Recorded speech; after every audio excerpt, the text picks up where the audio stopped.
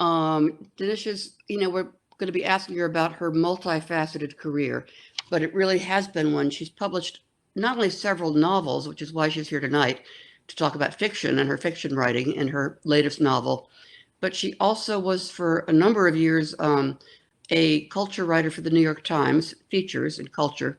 She wrote for New York Magazine also for quite a few years. She had a very highly praised career as a filmmaker before she began writing professionally. And she's also the mother of twin sons, who she managed to bring up in the middle of all this, and is married to an eminent historian, David Nassau. So lots of stuff to talk to her, ask her about. This novel, The Prince, is a sort of modernization, an adaptation in modern terms of a Henry James novel, one of the great later novels, The Golden Bowl. And Dinitia has taken sort of basic plot elements and themes and worked on them to sort of fit a sort of more modern situation. So I guess I really wanted to start by asking you, why Henry James? When did you first start reading Henry James, and why did you get this very ambitious idea? Well, I first read Henry James in college. I read him afterwards. Then it came to me, and it's not like my other novels where I had an image that had stayed with me from my past. In this case, I think I was looking through my Henry James books with the idea of reading another one. And I came across The Golden Bowl, which had always been my favorite, I think, of the James books. And I opened it up and I was thinking about the novel. And one of the things that fascinates me about the original novel is the power of silence, the secrecy. And every family has a secret, and these people have a terrible secret. And I was curious about that, how I knew how they solved it, but it drew me in again to read it again at this point in my career and my life. And so as I read it, I noticed his technique more than the other times I had read it. And I thought, what would happen in the 21st century if a family similar to the family in the Golden Bowl, if they had these kinds of secrets?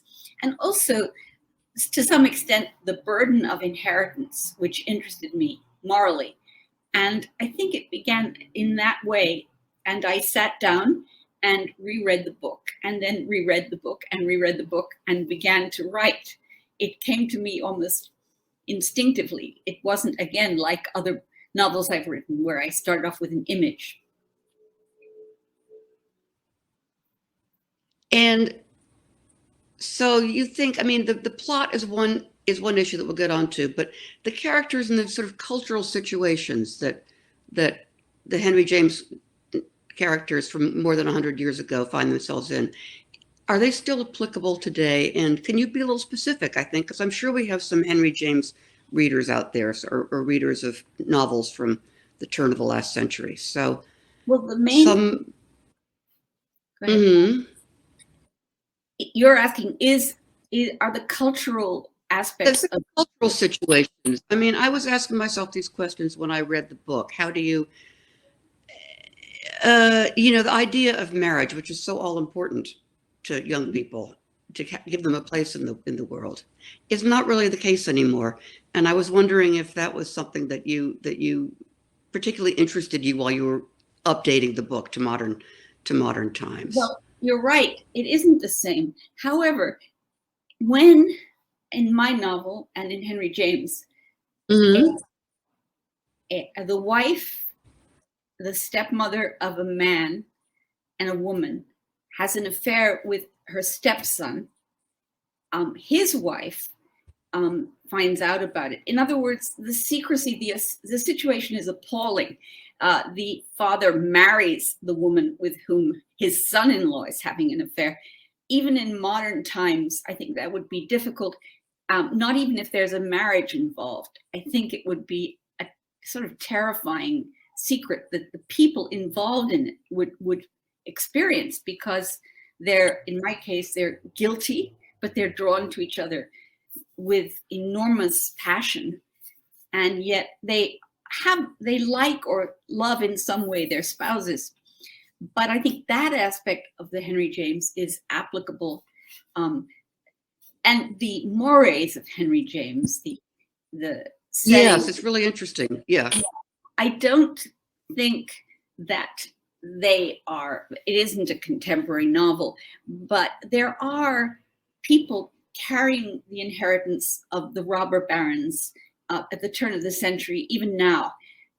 These descendants inherited this money, and what do they do? How do they feel about it? The robber barons were not well educated. They were brutal, most of them.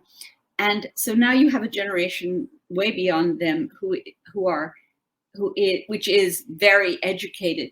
And one idea would be looking at the Rockefellers. John D was, basically, in my view, a terrible man. Now you have the Rockefellers of my generation. They're environmentalists, they're doctors. And I wonder, how they look back on the origins of their wealth. And I think I don't have that in Henry James. I mean, Henry James does not have that really in his novel. There's a slight implication in the father, the patriarch, in the patriarch's hometown, which is called American City. And you can feel James taking a jab at this idea of industrial wealth. But in my novel, I became very interested in that. And, I feel that I don't want to say it burdens people, but it does have an effect, I think, in their moral life. I could see that in the book with the heroine's attitude towards money was striking in that way. Mm-hmm. Yeah, that there's a sort of guilt element. You bring that well to the next generation. Right. And what about the idea that was very, very, obviously very prevalent in Henry James's time, and you do put a modern spin on it, of the exchange between the American and the European, the exchange of the bride's wealth for the husband's title. This is something that was a huge theme back in those days with Edith Wharton and Henry James. And I did not disbelieve it in the 21st century when I read it. First, I thought, oh, well, but go ahead. Well, that's very funny. I found an Italian prince in Los Angeles who is running a food truck from which he sells, or did sell, pizza.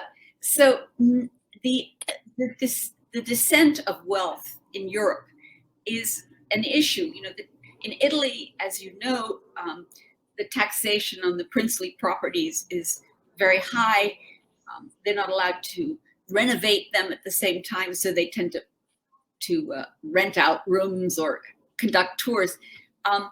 So I was interested in that, in the notion of what happens to this royalty. Of course, some of them are still trying to get back on the throne, but there are many more. And I was extremely interested in what being a prince would mean in that country and in our country. In our country, it would have enormous cachet. But I think amongst certain circles in that country, in Italy, it wouldn't quite have the same cachet. They wouldn't sit back and say, of course, there is no royalty in the US. But I was interested in that, and also the notion that he didn't have a lot of money, and my prince doesn't have a lot of self-confidence either. He's trying to find an identity other than being simply labeled a prince. He tries to start a rock band. He coaches migrant children in Rome in a soccer team. He's trying to find a meaning beyond the label. He's perfectly aware that this is a label and that he's being used by people, his employer, the Italian bank, and perhaps to some extent, in my novel, The Prince, he's being used by the family into which he marries, although that isn't entirely clear. I think the patriarch is aware of it. He thinks the prince will make a good husband for his beloved daughter. She's just infatuated with the prince. but I think I was interested in that. No, that's true. And I thought you really got it across well, that the fact that, I mean, that this family, the Woodford family, the rich family, that they do value the fact that he's a prince, and there is a lot in that. At the same time, they're very good, decent people. Yes, another struggle. It's not really a yes, exactly. By keeping all that together, I thought you did that really well. What about the plot? I mean, one of the things I think that one of James's great qualities was this ability to create these absolutely perfect plots, right? Symmetrical, Yes. perfect, pairing the people off in that way. Was that fun for you to have that framework to work with? Yes, I was extremely taken when I began to study what he was doing with that very thing, and I stole it. I hope he forgives me up in heaven, wherever he is, because I stole the framework and the resolution, as it probably should be, of the Golden Bowl, and which I borrowed, is as important as anything. It's not a novel that breaks off and you're left to, they used to say at the New Yorker, just cut the end off the short story, when they were editing at the New Yorker. But I felt that in terms of the plot, it was moving inexorably towards, first of all, a need to resolve this crisis. And at the same time, the solution is, I think, breathtaking. It's so evil. It's incredible. And what aspects of the plot did you change and why? I mean, are there people that you omitted? Did you I'm curious, I saw a movie, and I don't know whether you saw it. It was a film version of What Maisie Knew, which they also put into the modern times, and it was very well done. They found sort of modern day equivalents for what these people would be. That was interesting. But that again, make some changes. And what plot elements did you feel were too much, or did you add to that you wanted to do something different? I did. I want to step back about the characters. Can I, Brooke, just before I go on to answer that question? Yeah. What I was very concerned with was that none of the characters are really evil. I felt I had to give them an identity. And I think James also does that. It's implied, of course, with James, it's never direct. But now, what did I do to transform it? Because in a way they're connected. There is a character in the original novel called Mrs. Assingham, who, and I always think the name is intentional on James's part. She's a busybody. She introduces all these couples. In a way, she's responsible for their relationships. In the end, she actually makes the gesture in breaking the Golden Bowl that determines the outcome of the novel. So I changed her. I made her into an art advisor. Like a lot of the robber barons, this robber baron collected art, or his descendant collects art. He's got all this money as the descendants of the Vanderbilts and the Rockefellers collected art and collect art. So I made her an art advisor, and her husband in my book, in The Prince, is sort of a retired, stolid stockbroker. Whereas in the novel, the Golden Bowl, James actually does something very interesting. He just makes him sitting there reading the newspaper and letting his wife chatter on about all this. Other things I created, my bachelor character, unlike in James, in the Golden Bowl, there is a woman who is interested in the patriarch, the figure. Adam Verver is the patriarch. Oh, yeah. And I brought a modern woman into this to take her place. I made my character. She's coming off a divorce. She's got children. She makes a very delicate, subtle play for the patriarch. He can't do it. He's not interested. So I gave her some life. There's a cousin of the patriarch. I introduced him. He's a new character. I'm interested in the effect of alcoholism on families, contemporary life, and what it does. And I don't remember James ever doing anything with that. So I gave them a cousin who drinks, and he's on the wagon, but he's obviously wrecked, but he's a nice, kind man. I gave them a caretaker for their estate, which their private island. I gave them a private island, which actually, in my view, well, it's reminiscent of Gardiner's Island, where I've actually been on Long Island Sound. A huge private island that no one is supposed to go on.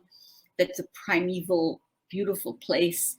So that's a new element that I introduced, because I've always been haunted by that notion that anybody can own such a huge stretch of land that is private. I don't know if today it's been converted into a trust, but I made them play tennis. I trying to think of what other contemporary characters.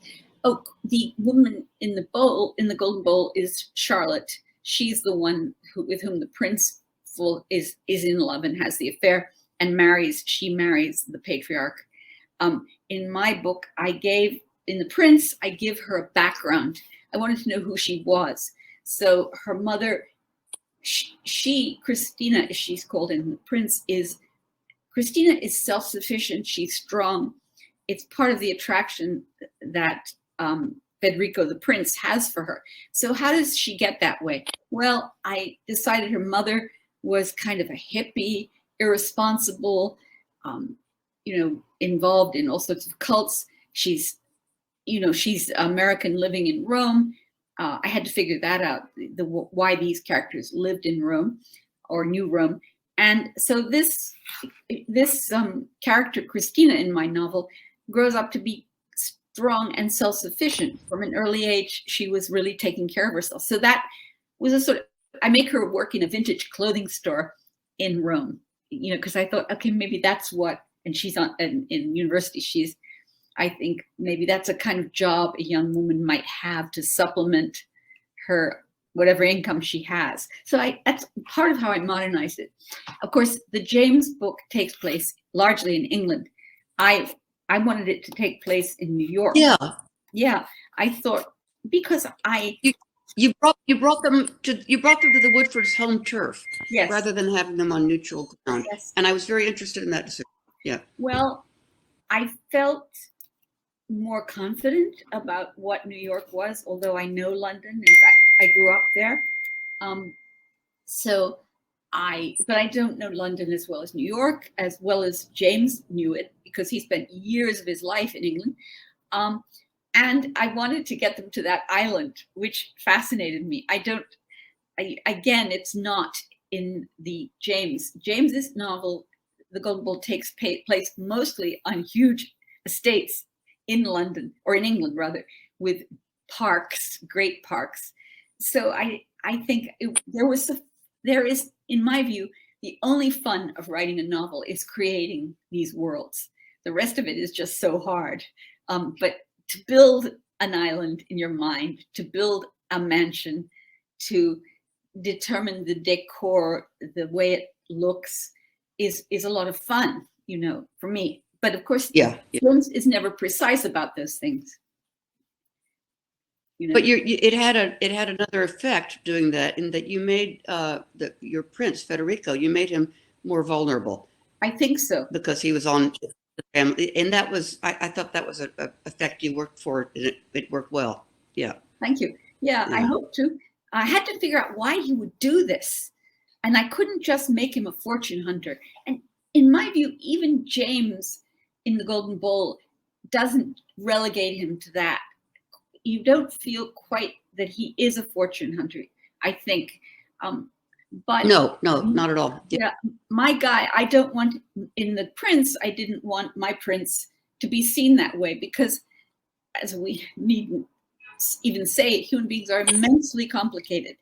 And he loves his wife at first, and he may love her at the end, but his passion is for this woman, Christina, in The Prince. So Do you, I mean, we're going on quite a bit about the novel, and, certainly not everyone has read the Henry James.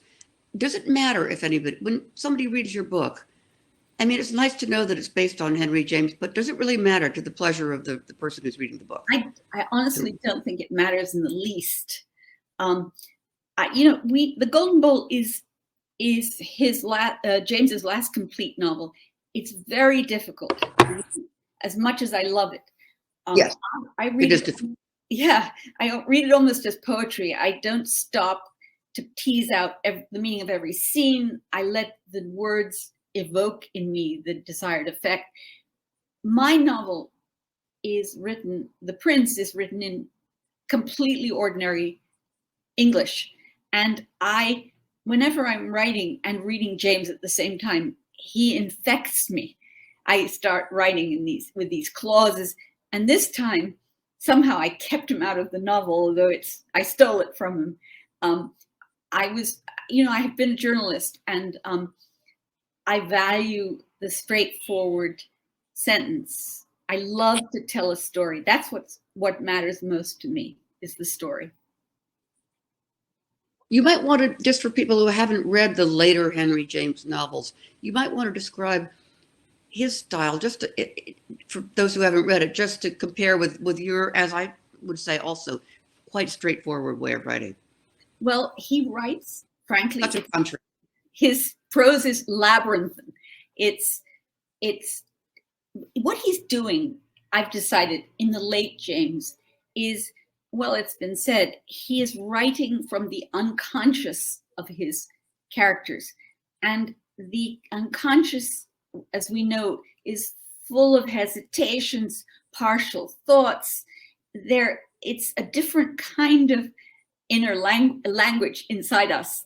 So a lot of his story is told through the unconscious or the consciousness, the consciousness of his characters. They don't talk a lot. I think of this as almost his style as filaments to be picked apart. It's a mystery. Everything is a mystery. What is he saying here? Yeah. It's a deliberate mystery. He draws a veil over it, but it activates the reader to try to figure out what's going on. And the reader senses there's this terrible thing, that there's this erotic charge, which he doesn't really, he does, his character, the pivotal moment, there's a kiss. He would never, of course, have a sex scene. And, but his style, a lot of people have said at a certain point he had maybe carpal tunnel syndrome, and he hired typists. So he would just walk around and he would, just say whatever he wanted. And they say that. I think it could be possible, but I'm not sure it's entirely the reason. I have some theories about why that late style becomes like that. I don't know if I should, extrapolate. Should I describe my theory? Well, it's interesting. I mean, and it's not to everybody's taste. I mean, famously, I think H.G. Wells said that Henry James's late style was like watching a gigantic hippopotamus try to pick up a pea. And there is something to be said for that. This is not a fault you have. I have to tell you, I can love or hate Henry James at that point in his career, and I think other people can too. But it's like no one else. He writes like no one else. And as you brushed on this this idea of sexual issues, which of course at that period in history, no Anglo-American writer was really able to be frank about in the way that French writers of the same period could be. Now, in some ways, perhaps that's an advantage, because just being able to write about sex is almost too simple. As I tell my students, don't use. And how do you deal with that in your writing? Yes. How do I, what, sorry? How do you deal with that with your writing? I mean, how frank do you want to be about sexual aspects, and how much do you want to leave to people's imagination, which is an art in its own right? I tell you, I have strong feelings about this. I tell my students when I teach writing, don't use a sex scene in place just for shock or for erotic value. instead of dealing with the human elements or the your characters, what they're really doing. I don't know if I'm articulating. I have said, Yeah. Sex is a universal human activity. It doesn't really differ from person to person as much as a little bit maybe, but it's like describing someone breathing, and it shouldn't be in place of dramatic development, of plot development, because students often in the early stages of their learning to write will do that. I'll throw in a sex scene. So James, yeah, right. To advance this plot, and I think that's an easy way out. So I discourage it. And often, sex in writing is it's much more powerful when it's suggested, because it activates the reader's imagination. The reader has to think about what's going on, and I think the reader likes that too. I mean, there are people who like pornography, but I think that one of James's appeals, if you like him, as far as liking him, his own brother William James hated the Golden Bowl. he wrote a letter. He said, "This is awful," and then Virginia Woolf also hated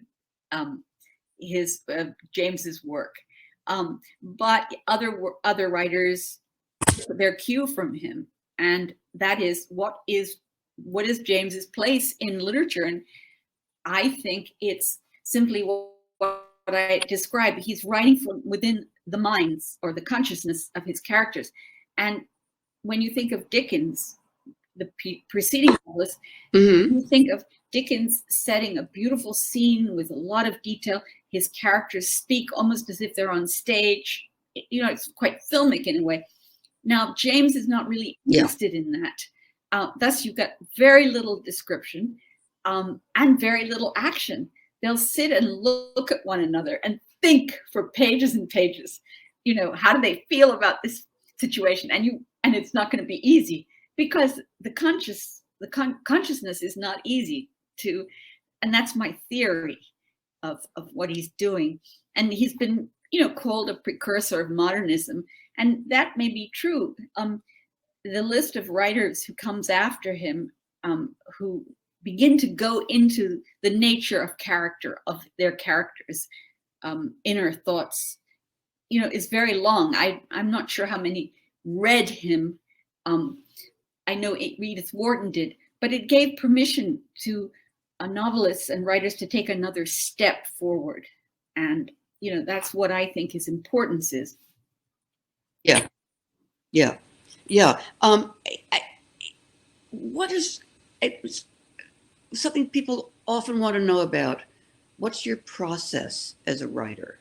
I mean, do you have it planned in your head before you? How much do you have it planned in your head? How much do you discover as you go along? I mean, all these things everybody's a little different at that manner. God. I wish I were one of these writers who sat there till midnight and let it pour out of them, and they had a novel. For me, writing a novel is extremely difficult. It depends on this. In this case, I read that novel over and over again, and I would sort of make an outline of things I could steal from it. The prince meets in the novel Charlotte, so she comes on a rainy day, so I stole that. So that wasn't too hard. Other novels have been more difficult because I had to work from less material. But generally, it often starts with an image, and I start scrolling and thinking of a structure. It's a scroll, unfortunately, and I begin to fill it in. I never can work more than 3 hours. And actually, I think John Ashbery, the poet, he was a poet, he said he couldn't work more than an hour a day. So I give myself permission. I can't, it's so intense that I have to give it up and go for a walk. But I think I can't describe it as a process I can't define it as a distinct process. In this case, let's see, I had to have an opening, right? So at the point where James introduces his characters, reference is made to he signed the the Principe signed, Amerigo has signed a marriage contract. There you are. That's about all James gives us. So I thought, okay, how can I make this into a scene in the 21st century? So I thought, okay, where is it going to be? Well, the big law firms, a lot of them have moved into big skyscrapers. You see the names. So I thought, let's have a skyscraper because it's interesting. It's not what you expect, but it is true. And I had seen in some office in a skyscraper this ugly bouquet of green calla lilies with a sort of metal ribbon tying them together. So I just, okay, let them have that. And I researched what a contemporary marriage contract would look like. I don't know what it would look like. So I made a scene. And then I thought, okay, so after he's done this, what would he do? Okay, let his future father-in-law and him go out and have a drink. So I am familiar with some of the clubs, the private clubs along Fifth Avenue, and I created a club. And I had to think, okay, what would they drink? Well, the father might have a whiskey, but Mike Prince probably doesn't drink before 5. Let him not drink. So I let him order a coffee. If I recall, when you read the manuscript, Brooke read this for me. She suggested this, that he would have a coffee, I think. So that it would evolve. And then I got the idea of this island. And I thought, oh, that would be fun. Let's explore the meaning of this island. I had visited it. It's very special because it is primeval. And so instead of setting it in some estate, which James did, I thought, okay, we'll have it on the island. And then the houses they lived in, I thought that my characters in New York, one of the prince and his wife would live in a house between Madison and Fifth, and maybe the decorator would decide to keep certain elements of the house, which is sort of the fashion now amongst many people, keeping the wood paneling, the Victorian elements. So, I think that was sort of how I did it. I would think about, okay, what's going to happen now? And where would it happen? And how would it happen? And that's how I would do it. It's a very unconscious process. In my last novel, which was about George Eliot and her honeymoon with a man much younger than she, who tries to commit suicide by jumping from the balcony of their hotel in Venice and is rescued. That was a little bit, again, I stole a little from her diaries. They reached this country and that country and this country, and they got to Venice. So I went and got a tour of the old palazzo, which had been this hotel. And so, there was a progression in their lives. A lot of it I had to make up because George Eliot and her husband lied. They just said, oh, he'd been ill instead of trying to kill himself. But so, I could follow that progression. I could use those countries they visited. I could try to think where they would have gone in those countries, where they would have stayed, what they would have said, because that was a very private marriage. Almost nothing really is known about what was going on. And that gave me a great deal of opportunity to imagine what they said. We have no idea. We know that at some point she sent for a doctor. She could see him unraveling. And she writes a telegram to his brother and says, I sent for a doctor for Johnny. But it provided me with a structure. So, that helped. I'm really glad you brought up that book, because I think, again, you're working with sort of slightly historical material and with writers you admire. The book she's talking about, just for everybody's benefit out there, is called The Honeymoon, and it's about the George Eliot's life partner, who she lived with without being married to for many years, had died, and she was about 60 years old, and she married a young man who, who knows? Again, one can only speculate. But I thought it was quite an undertaking to go into the mind of a woman who's famously brilliant.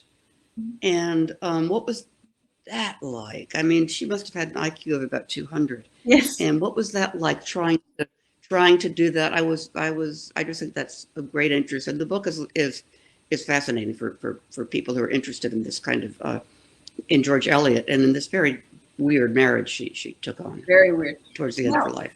What I tried to do is I made a decision in that novel not to write anything that was contrary to the known truth, not to violate the truth.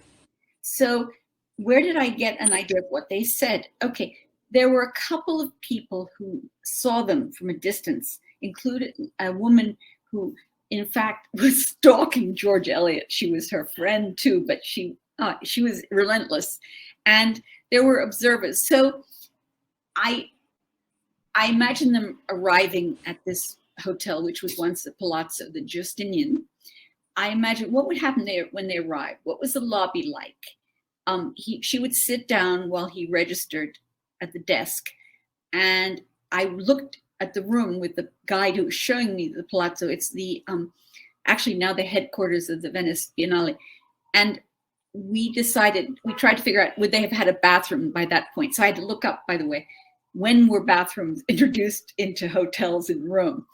And I needed an extra room because I needed him to be able to run into a room. So I, gave him a room. And how did I get inside her? It was difficult. I had to imagine her. Imagine this young woman. She was absolutely brilliant. She was said to be very homely. But she wasn't young. Yeah. What does that mean for her as a woman? She, I think, was quite sexual. The reason I think that is because it's pretty clear that she had affairs, especially with her landlord and publisher, John Chapman. She got a room in this house he owned on the Strand, and where he was living with his wife and his mistress, who was the governess. And she began an affair with him. Years later, his diaries were found in some secondhand bookshop in London. And it's hard to say it here, but they were an absolutely frank account of his sexual life. And it refers to her as, I think, as M, and she was Marion. That was her real name. Anyway, so I inferred that she probably was sexual. She was both her father's favorite, and yet he was very tough on her. What he did for her was give her a good education. So how did she feel? And frankly, there were a couple of rotten men. There's this guy who was the father of her friend, who she might have had an affair with, but who basically rejected her. He was a guy who had a huge unfinished manuscript that he was writing on, God knows, God and Man or something that resembles Casaubon in Middlemarch. And, it's just a guy who ropes in this homely girl, maybe exploits her. And so she arrives, she meets George Henry Lewis, who is this fascinating, vibrant figure. He adores her. He can't get a divorce, even though his wife has had, I think, 4 children by his best friend. But because of the divorce laws then, and because of some humanity in him, he acknowledged them as his own on their birth certificates. And for this reason, he couldn't get a divorce, it appears. Yeah. So, I tried to imagine, okay, this guy is very supportive. Now, he was easier in describing who she was. So, I could infer from his diaries or his biography and his writing, what her relationship was to him, what was in her mind. I think that she found him very funny. He was very funny. He was very reverent. She was very serious, decorous. But I can imagine her laughing at him. He had had a lot of affairs. So and he was totally in love with her. I don't know that he had any affairs when they were married, but the point I'm making is I had to infer from very little evidence. But what's it like to be a woman desperately lonely, 60 years old, very, very famous. And she's the Stephen King of her era, although a real writer, a better writer maybe. But what's it like to be devastated to have this young man begging you to marry him? He's very handsome. You turn him away, then you accept out of this loneliness. You go on this trip. You see that I'm guessing that he's pulling away from her physically, that it was maybe a mariage blanc, but perhaps as they go along, she wants him. She wants to be held and perhaps to have sex. And he, I feel, just probably wasn't interested in sex, because if he was, he probably wouldn't have tried to marry this woman. So you infer from the little evidence you have a lot of. I'm gonna ask invite people to ask questions. I think you can do that by typing in. If you have any question for Dinitia, please type it in, and I will have a look. I hope I'm doing it right technically, and I haven't missed something on here. But I also wanted you to tell us. You had quite a successful film career, early days, and promising film career, and you decided to leave that line of work. And I'll say it straight out. My husband went to film school with Dinitia, and he thought that she was the most talented person there, and other people did, and made the best film. And then you gave up on that, and I'd like to know why and what made you go into journalism. Okay, first of all, at that point, when Brooke's husband, Peter Aaron, and I were doing film, most of the business was out on the West Coast. That's one thing. Secondly, I could not look towards the people. There were very few women at that point who were prominent and successful in film. There have always been women in film, but there was no one for me to look towards. At the same point, I got married and I had twins, and I didn't see a way of traveling a lot, raising money. But the most important reason is that film is a collaborative venture, and I wanted to write my novels. I wanted to write a novel which was totally my own enterprise. And I left the business partly for those reasons, but mostly because I wanted to be a novelist. And again, I couldn't help to support us as a novelist. So what did I know how to do? I could write. And also I could write at home with two children. I didn't have to travel very much. If I had to travel, it was just for a few days. With film, you have to travel. You have to be able to travel. And so I don't miss it. Honestly, I'm very happy that I was able to write novels that I somehow managed. I've got a very interesting question here.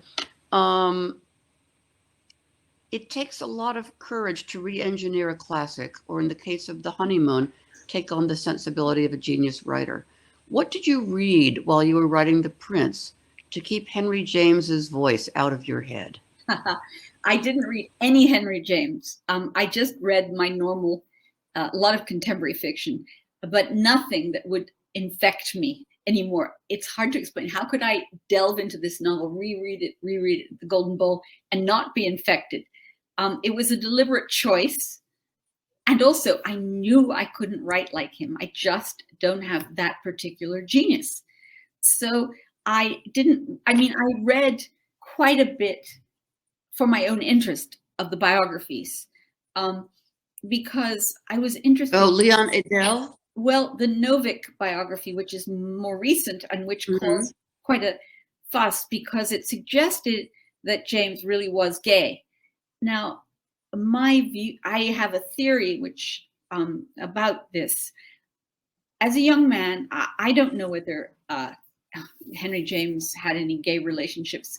I think he was drawn to men erotically, because you look at the letters and they go beyond the Victorian conventions. I want to hold you, I want to be with you all the time. But early days, he probably was struggling with this. and didn't know about his own feelings. As time evolves, you see in his biographies that he spends more and more time with gay men. You don't know if he's having affairs but he is in an environment that, is somewhat gay. I mean, there's also older women, Edith Wharton and Constance Fenimore Cooper, who apparently loved him, but she committed suicide.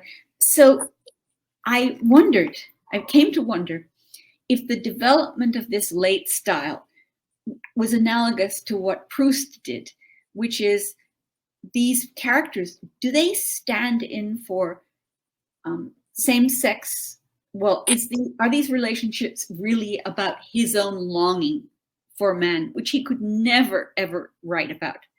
And which, this novel was published around the time of Oscar Wilde. I mean, the point I'm making is, as he grew and spent more time around gay people, and if you look at the way the novels, the language becomes more complicated.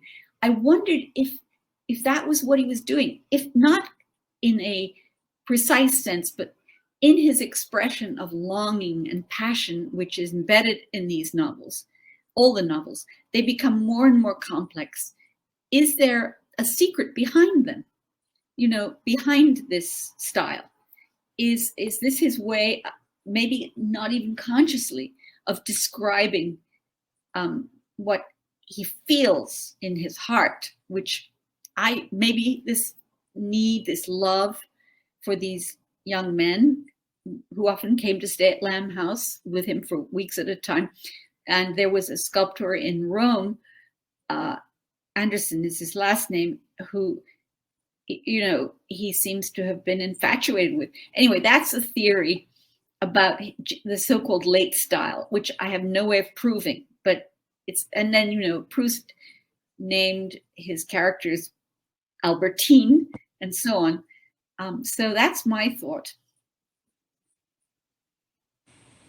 And so you were reading biographical works while you were doing that. And yes, I know it. I can imagine that's really difficult, actually, doing that. Did you read the Clem book about Henry James? What was it called? The Master?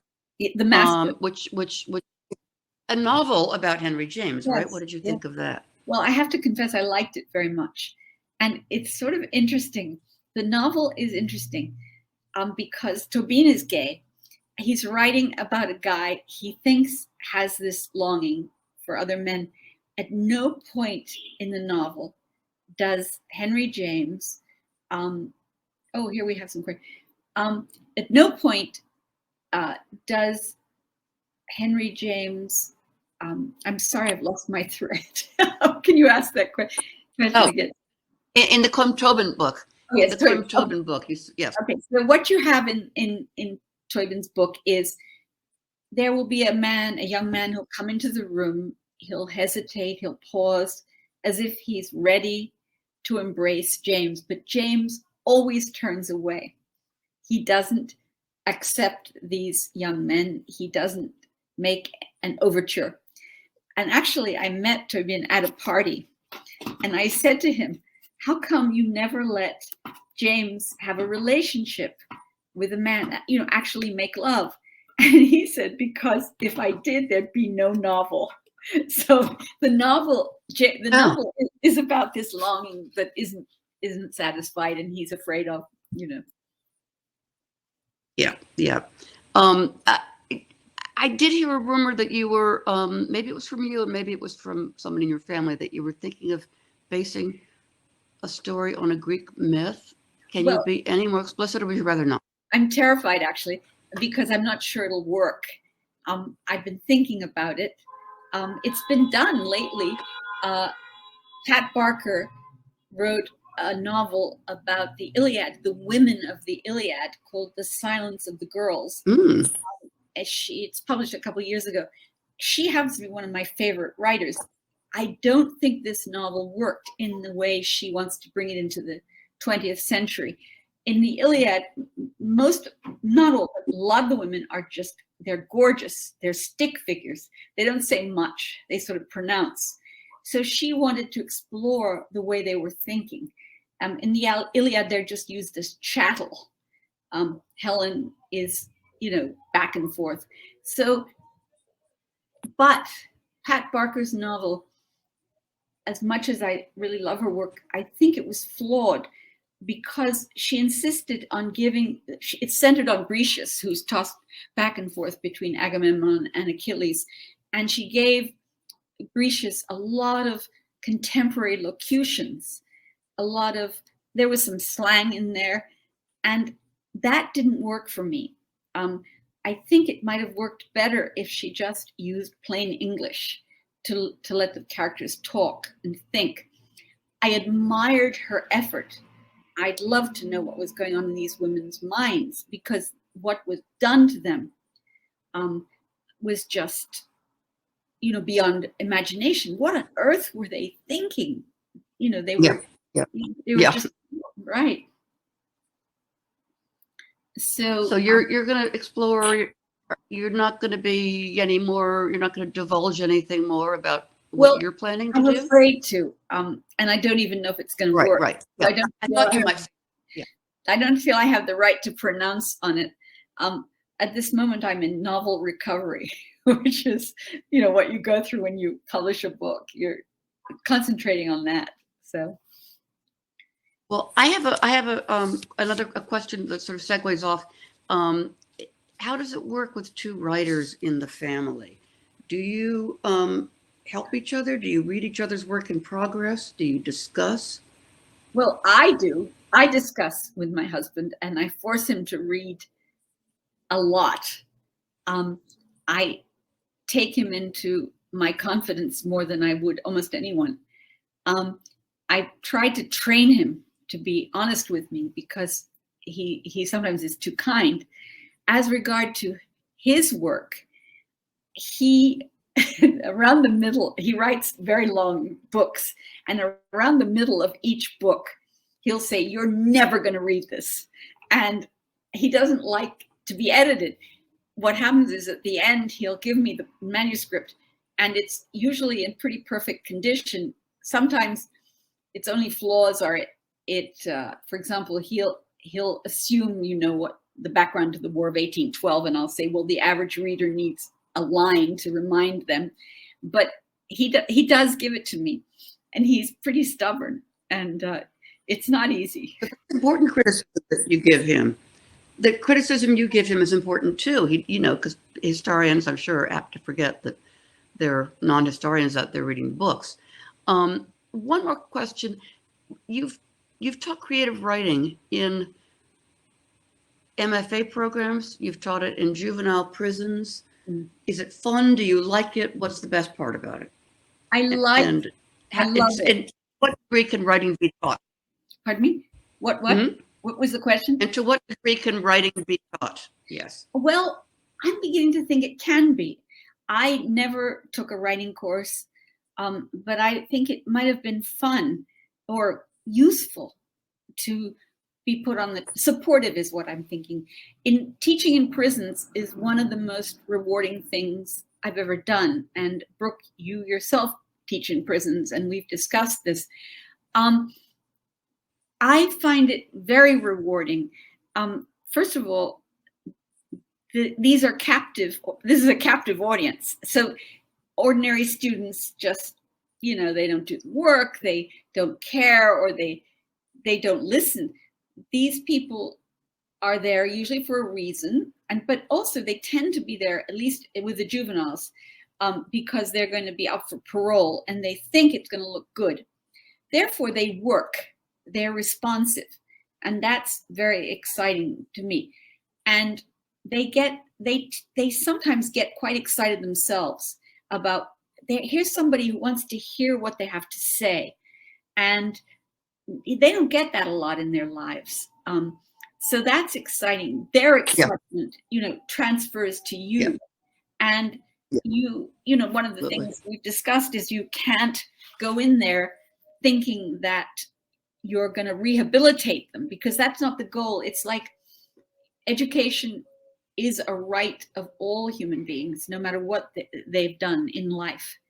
And so I love that teaching more than any. And I teach quite a bit. I've taught at Columbia and various other places, and it's a different kind of. Some of my students at Columbia, the graduate students, are very serious, but they don't bring to this also a life experience. These kids bring. They've seen everything. Yes. And then you teach. They have seen it all, and they are hardened, but they're also seasoned. So. Well, Dinitia, thank you so much. Okay, I think this has been great, and I'm impressed by how well you've talked about Henry James and literature in general and your own work. And I hope everybody reads the book, has a wonderful time as I did. And good night all. Thank you. Good night all to you. Okay.